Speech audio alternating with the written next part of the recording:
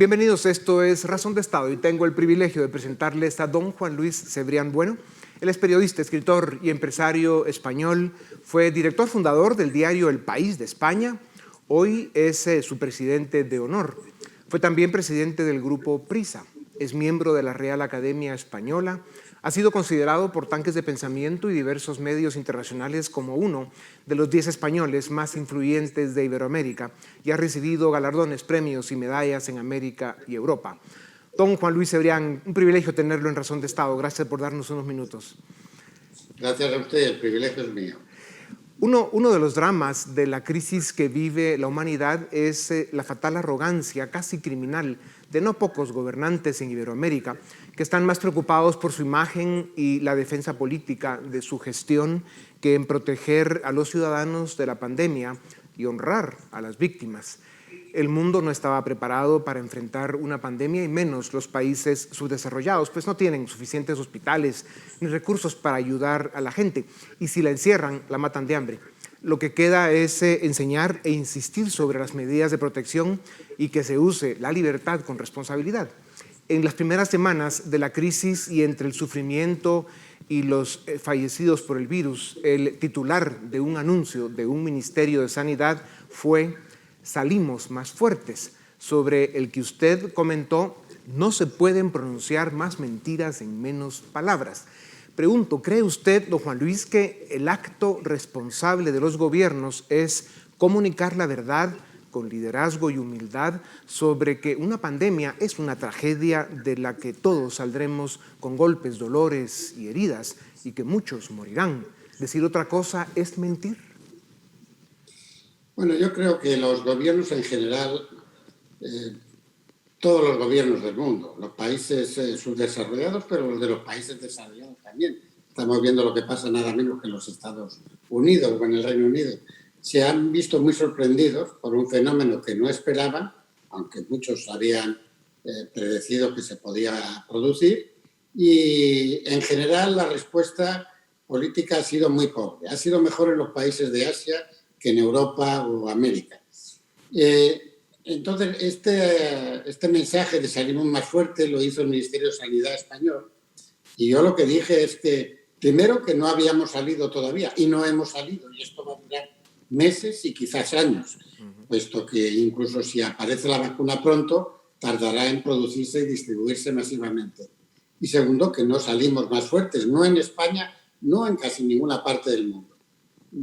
Ingentes crisis económicas, desempleo masivo, el empleo informal en América Latina va a ser enormemente castigado, está siendo castigado ya, aumento de la pobreza en muchas regiones y del hambre, por lo tanto, y creo que los gobiernos han tratado de infundir confianza a la población, pero no se le infunde confianza a la población mintiendo.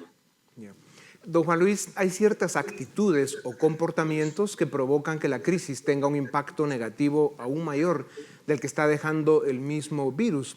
Uno es la falta de humildad en el mundo científico para reconocer que no saben suficiente sobre el virus, que estamos aprendiendo sobre la marcha, a prueba y error, y que la crisis de salud será de larga duración, como usted decía, pues este es un virus nuevo para el que no hay medicinas ni vacuna. El otro comportamiento lo tienen muchos gobiernos imponiendo medidas autoritarias y restricciones a las libertades civiles que están haciendo más daño que la misma enfermedad. Como usted sabe, en América Latina más de la mitad de la gente trabaja en la economía informal. En Guatemala es el 70%. Todos ellos trabajan en la mañana para comer en la tarde. Necesitan libertad o mueren de hambre. Los gobiernos no tienen cómo apoyarlos. ¿Por qué el comportamiento poco modesto del mundo científico y las actitudes autoritarias de muchos gobiernos pueden provocar que esta pandemia sea una tragedia humana aún más severa de lo que ya es? Bueno, yo en el mundo científico haría distinción. Así como creo que los gobiernos en general no han sabido responder, con excepciones, obviamente, el mundo científico creo que en algunos sectores, en algunos países, sí ha funcionado razonablemente. Lo que pasa es que no ha sido escuchado. Pondría, por ejemplo, el caso del doctor Fauci, que es el asesor de la Casa Blanca a este respecto y que lo ha sido con los presidentes anteriores desde Bush hasta nuestros días, que es un estupendo epidemiólogo, pero no ha sido escuchado por los dirigentes de la Casa Blanca. Y así yo creo que ha sucedido en muchos países. En otros, efectivamente, los científicos han demostrado una ignorancia total, pero además una falta de humildad absoluta a la hora de reconocer esta ignorancia, ¿no? Ya. Don Juan Luis, la política en el mundo no pasa por su mejor momento. La clase política necesita renovación, modernización y sobre todo volver a los valores que nunca debió dejar. Solo en América Latina la mediocridad de las élites y la corrupción política mantienen en el tercer mundo y condenados al subdesarrollo a más de 600 millones de seres humanos y a la pobreza a cerca de 200. Con la devastación económica y social que dejará la pandemia, ¿qué puede suceder con las incipientes y débiles democracias de América Latina?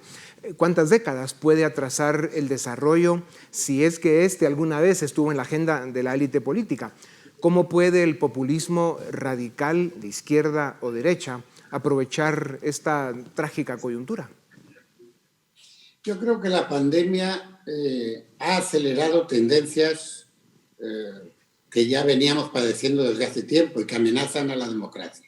El populismo creció mucho después de la crisis económica y financiera de 2008-2009, tanto en la izquierda como en la derecha del arco político, y se parecen mucho los extremistas de izquierda a los extremistas de extrema derecha. Y, por lo tanto, las amenazas a la democracia existían ya, se han visto incrementadas por las tendencias autoritarias de los gobiernos con pretexto o por motivo de la lucha contra la pandemia. Pero obviamente ha habido muchas libertades recortadas, probablemente algunas era necesario hacerlas. En muchos países se han hecho sin respetar el Estado de Derecho y las normas legales que eran imperativas. Y por lo tanto lo que creo es que efectivamente estamos no ya solo ante una catástrofe mundial, estamos ante la aceleración de la nueva civilización que la sociedad digital había anunciado y que comporta cambios fundamentales. Entonces la democracia ha perdido prestigio. Hemos visto que países dictatoriales como los países comunistas de Asia han contestado, han tenido mejor respuesta a la pandemia y la democracia ha perdido prestigio respecto a la eficacia. Creo que es obligación de todos los demócratas del mundo demostrar que la democracia es más eficaz que las dictaduras, que la pérdida de libertad es siempre no solo una pérdida de libertad, sino de bienestar, de esperanza y de futuro para los pueblos. Y, por lo tanto, creo que tenemos que estar advertidos de que no estamos en un buen momento para el futuro democrático. Y todo lo que se haga para defender el desarrollo en democracia, como lo hace, por cierto, la Fundación Libertad y Desarrollo, creo que es muy necesario en estos momentos. Pues gracias, don Juan Luis. Y hablando precisamente de la nueva civilización, los medios de comunicación y la libertad de expresión también pasan por un momento difícil y de amenazas que pueden cambiar la cara de la prensa libre e independiente en el mundo occidental. La revolución tecnológica tiene varios años de forzar y promover una transformación que sigue pendiente. Las redes sociales, esas desde las que cualquiera puede decir cualquier cosa, se convirtieron en una espada de Damocles que, por un lado, debilita la función de la prensa sólida y profesional, pero, por otro, es por el momento el costo que debemos pagar por salvaguardar la libertad de expresión hasta que se ordene el sistema, reto difícil, o hasta que los ciudadanos desarrollen capacidad de discernir entre la verdad y la infinita cantidad de mentiras, desinformación y basura que se mueve en las redes, otra misión casi imposible. La pandemia, don Juan Luis, está acelerando la inevitable transformación por razones financieras y porque demasiados gobiernos están aprovechando la crisis para asfixiar libertades. ¿Qué sucederá con los verdaderos medios de comunicación? ¿Cómo quedan amenazadas la democracia y la libertad? ¿Y por qué es de suma importancia preservar y fortalecer una prensa libre, valiente e independiente? Mire, yo creo que estamos ante un cambio de civilización, lo que pensaba ya antes de la pandemia y de las crisis financieras, de magnitudes casi incalculables. A veces lo comparamos a lo que sucedió cuando la invención de la imprenta. La imprenta fue un gran beneficio para la humanidad, ayudó a extender el saber, el conocimiento, el comercio y la educación. Pero al mismo tiempo, precisamente al desaparecer la interpretación oficial de la Biblia por parte de los monjes y los monasterios, se generaron las guerras de religión que asolaron Europa con cientos y cientos de miles de muertos durante siglos. Y hubo un gran desorden, fruto precisamente de la invención de la imprenta, que tardó en organizarse, prácticamente no se organizó hasta la Ilustración y posteriormente hasta la invención de la democracia liberal en el siglo XIX. Los medios de comunicación forman parte del sistema democrático, porque el sistema democrático se basa en la opinión pública. Y el problema que tenemos ahora es que, igual que la imprenta generó muchos beneficios, pero un enorme desorden, la sociedad digital está generando muchos beneficios, pero un nuevo desorden que no sabemos cómo controlar todavía. Y la opinión pública ya no se forma exclusiva ni prioritariamente con los medios de comunicación tradicionales, con los periódicos, las radios y las televisiones, que de alguna manera formaban y forman parte del sistema democrático, sino que se forma a veces a través de las redes sociales, donde se escuchan toda clase de mentiras, bulos, etcétera. Vamos a tener que convivir algún tiempo con este desorden. Y yo estoy convencido de que se acabará ordenando, pero probablemente todavía no tenemos la forma. Por eso es importante apoyar a los medios que llaman los americanos los mainstream media, los medios vertebrales que ayudan a configurar una sociedad, que son creíbles, que dicen la verdad y que sobre todo sirven al interés público y no al interés de los poderosos, de los políticos o intereses particulares. Pues así es, aquí hacemos una apuesta entusiasmada porque pronto llegue el día en que la opinión pública y los medios de comunicación rescaten ese brío que tuvieron en muchos momentos de nuestra historia reciente. Don Juan Luis, en 4 de los 6 países de Centroamérica vivimos desde la apertura democrática de los 80s entre riesgos y amenazas que compiten con el pánico y el espanto. Caer como países miembros de la órbita soviética hasta la caída del muro de Berlín, luego la llegada del nuevo siglo, ¿quién lo diría? Caer como países víctimas y socios del criminal socialismo chavista del siglo XXI o convertirnos en estados criminales o narcoestados. Solamente esos son los riesgos con los que vivimos por esta parte del mundo. ¿Qué papel deben jugar? ¿Cuál es la responsabilidad de las élites de Centroamérica, especialmente la élite económica, la élite intelectual y la sociedad civil, en la articulación de un modelo de desarrollo integral en el marco de un sistema democrático, liberal y republicano? Le presento esta pregunta con conocimiento de causa de que fueron precisamente las élites las que por acción o por omisión facilitaron o han sido cómplices de la turbulenta realidad que vivimos. Pues efectivamente uno de los problemas que tenemos es que las élites en general, las empresariales y económicas, pero también las élites intelectuales, han perdido prestigio precisamente por este aluvión incontrolado de opiniones particulares y de populismos a través de las redes sociales. Yo creo que los empresarios son muy importantes en este momento, sobre todo porque lo que hemos visto es que el capitalismo ha sido capaz de crear riqueza, pero tiene dificultades a la hora de distribuirla mediante los métodos tradicionales. Y creo que el capitalismo tiene que reinventarse a sí mismo. Yo siempre tengo que recordar a los empresarios que el capitalismo fue el invento de un profesor de filosofía moral. Adam Smith era un profesor de filosofía moral.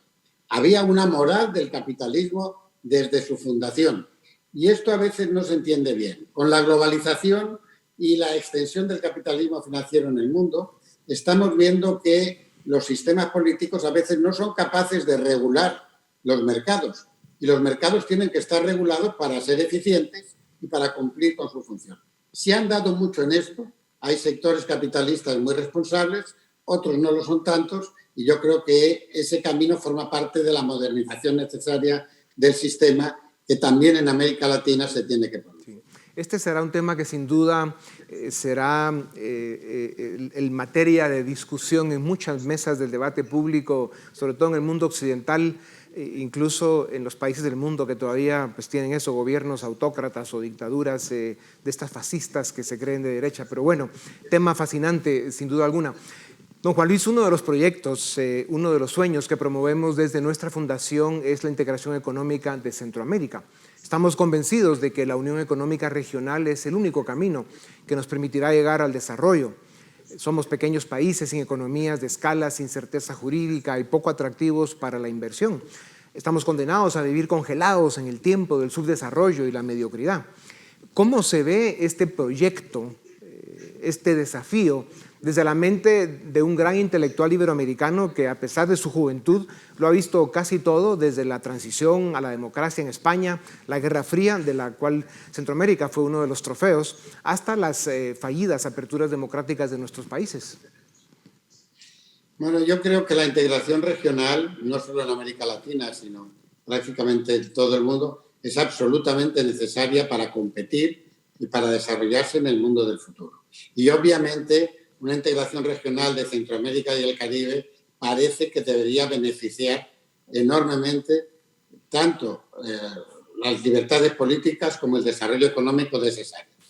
Creo que desgraciadamente esos empeños de integración regional en América Latina han sido boicoteados por posiciones ideológicas extremas de un signo o de otro, por intereses nacionalistas o por avaricia personal de determinados gobernantes, avaricia política o avaricia económica, según los casos.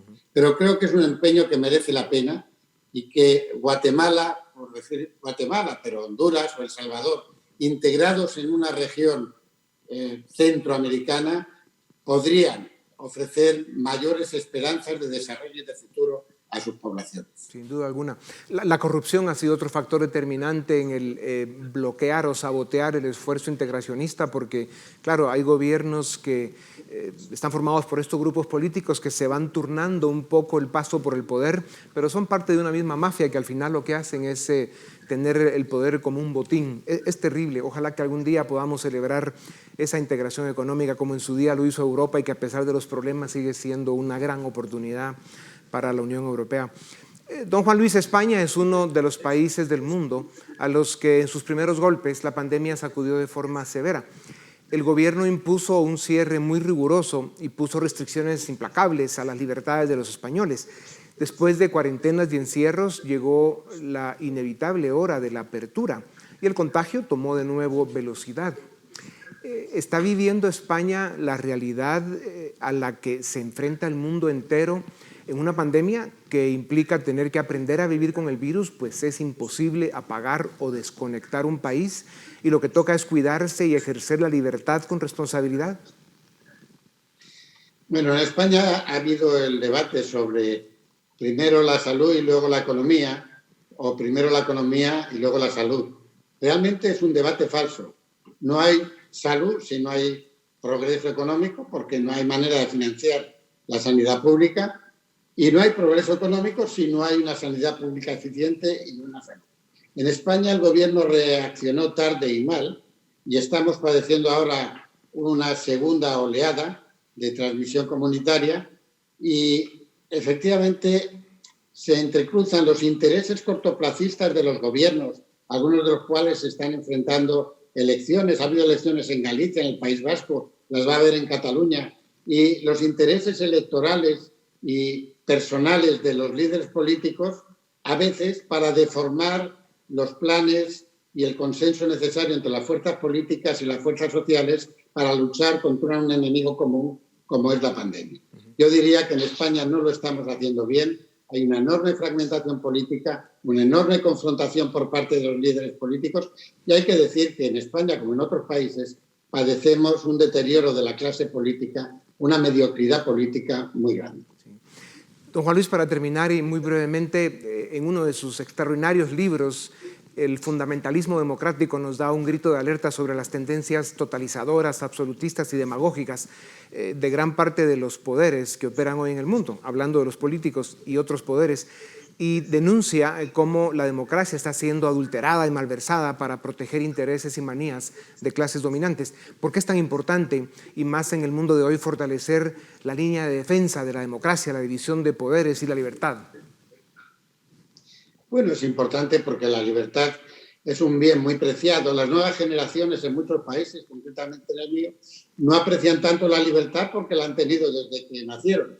Los que vivimos bajo el régimen de Franco sabemos cuán importante es la libertad y cuánto sufrimiento de todo género, personal, económico, etcétera, genera la ausencia de libertad, ¿no? El problema es que la democracia es un régimen imperfecto. La democracia no es un régimen que resuelva todo. La democracia reconoce los conflictos, pero sin democracia, digamos, no se puede avanzar. La democracia no es la solución a los problemas, es la condición para que los problemas se puedan negociar, se puedan resolver sin ejercer la violencia, sin conflictos armados, a través del diálogo, el consenso y la negociación. Eso es lo propio de la democracia. Bueno, pues don Juan Luis, muchísimas gracias por su tiempo. Un privilegio para Razón de Estado el haberlo tenido con nosotros y esperamos volverlo a ver muy pronto y idealmente en persona. Así que muchas gracias a ustedes también. Gracias. Esto es Razón de Estado.